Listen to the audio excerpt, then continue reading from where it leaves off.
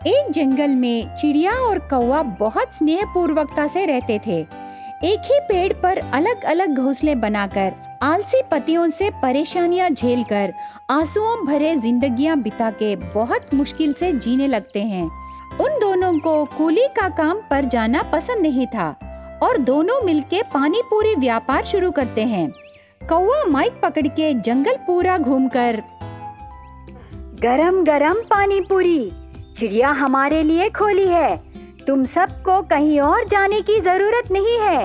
आइए हमारे चिड़िया के पानी पूरी बंडी के पास, कम दाम में ज्यादा पानी पूरी। ऐसे कहती है। बहुत दिन बीतने के बाद भी उनका व्यापार ज्यादा नहीं होता।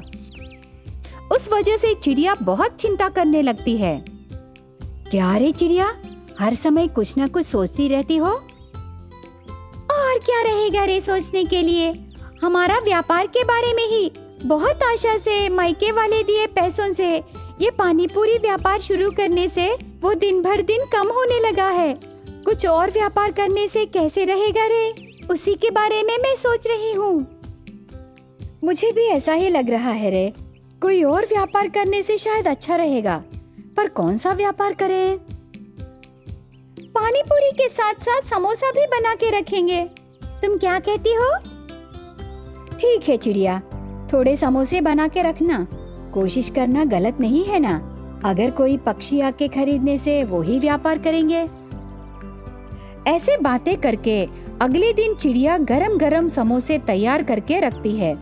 उन्हें देखते ही तोता और कबूतर आके खरीदते हैं। बहुत अच्छे हैं करके कहने पर सभी पक्षी आके खाने लगे।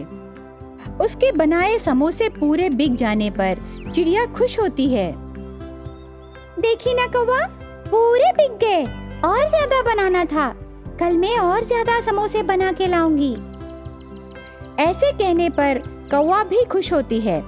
उस खुशी से रात को आराम से सोते हैं वे दोनों पक्षी। अगले दिन चिड़िया और ज्यादा गरम गरम समोसे बना के रखती है।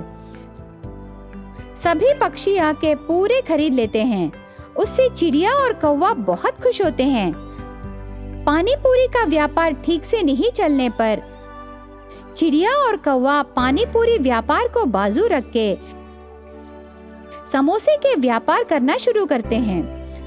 उस दिन से समोसा व्यापार बहुत अच्छा चल रहा था। अच्छे मुनाफे आते समय फिर से उनका व्यापार धीरे से कम होने लगता है। समोसे खरीदने पक्षी नहीं आते। बहुत सारे समोसे बच के खराब हो जाते हैं। उससे चिड़िया फिर से सोचने लगती है, हमारे समोसों को बहुत फेमस करने को सोची, पर थोड़े ही दिनों में हमारा व्यापार ऐसा ढीला हो जाएगा करके मैंने कभी नहीं सोचा। व्यापारों में ऊंच नीच साधारण है चिड़िया, उनके बारे में ही सोचते रहने से हम कुछ नहीं कर सकते। तो क्या कोई दूसरा व्यापार शुरू करे? ये ऐसा ही रहा तो कैसे चिड़िया? मुझे एक आइडिया आया है, वो करके देखते हैं। क्या है वो? समोसे खाने का कॉन्टेस्ट। ऐसे चिड़िया उसके आइडिया को पूरा कौवे को बताती है।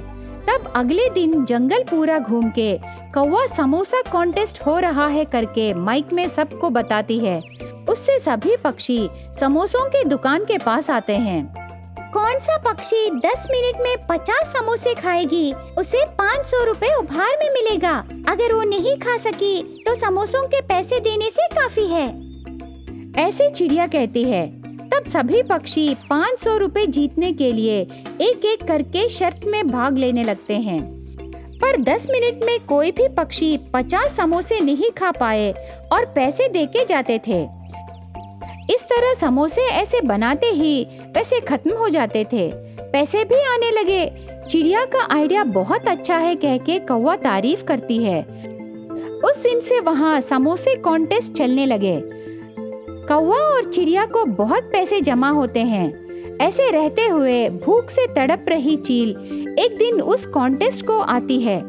तब वो चील अपने आप में, अगर मैं इस शर्त में हार गई तो देने के लिए मेरे पास एक पैसा भी नहीं है। जो भी हो, जीतने से 500 रुपए मिलेंगे ना, और मेरा पेट भी भरेगा। ऐसे सोच के जाकर समोसों को खाना शुरू करती है। बहुत भूख लगने पर जल्दी जल्दी समोसे खाकर 10 मिनट में 50 समोसे खा लेती है। उससे चिड़िया और कौवा खुशी से चील को 500 रुपए देते हैं। 500 रुपए लेके चील बहुत खुश होती है।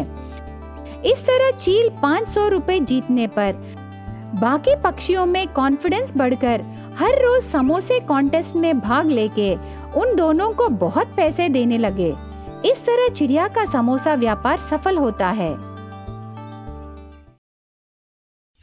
एक बड़े जंगल में कौवा, तोता, कबूतर, चिड़िया और सारस जैसे पक्षी एक बड़े पेड़ पर घोंसले बना के रहते हैं। उसी जंगल में और एक जगह एक बड़ा घोंसला बनाकर रहने वाली चील को देखकर बाकी पक्षी बहुत डरते थे। वह किसी भी क्षण किस तरफ से वार करेगी करके प्राणों को हाथों में रख के सभी पक्षी संभाल के अपने आहार को ढूंढने लगते हैं।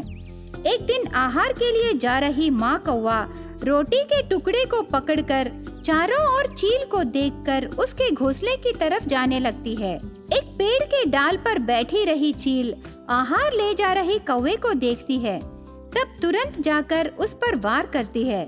उसके चोंच से कौवे को जोर से पकड़कर उसके घोंसले को ले जाती है। बच निकल के सोची ना। तुम वार करने पर मुझे बाधा नहीं है।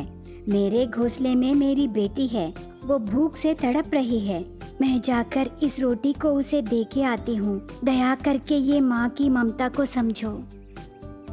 गाय और शेर की कहानी मैंने भी सुना, पर मैं शेर जितनी अच्छी नहीं हूँ। ऐसे चील कहकर उस पर वार करके उसे मार डालकर आग में जलाकर खुश होती है। पर यह विषय के बारे में कौवे की बेटी को पता नहीं था और उसके घोंसले में माँ, माँ, कहाँ हो माँ? मुझे भूख लगी है, जल्दी से आहार लेकर आओ माँ। ऐसे कहकर रोती रहती है। समय बीतने लगा, पर माँ कौवा आहार लेकर बेटी के पास नहीं आती। कौवे की बेटी भूख से रोते रोते पलंग पर सो जाती है।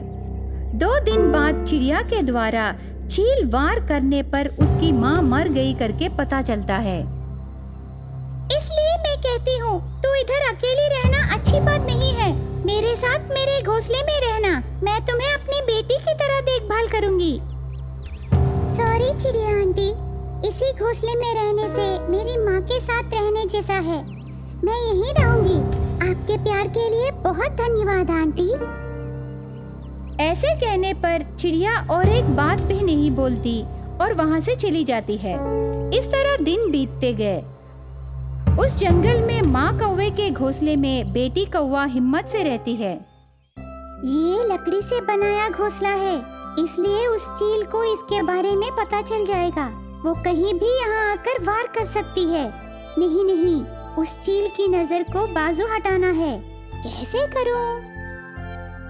ऐसे सोचते समय उसे एक चमकदार आइडिया आने पर देर न करके हाँ, अभी मेरे घोंसले को पत्तों से छुपा देने से शायद कोई पेड़ सोचेगी, घोंसला नहीं सोचेगी ना। ऐसे सोच के उसके घोंसले को पत्तों से ढक देती है। चील के चारों ओर हरा भरा दिखाई देता है। इस तरह चील की नजरों से बिना पड़े संभाल के रहती है। ऐसे दिन बीतते गए। एक दिन उस बेटी कौवे को जंगल पूरा घूम के देखने की इच्छा होती है।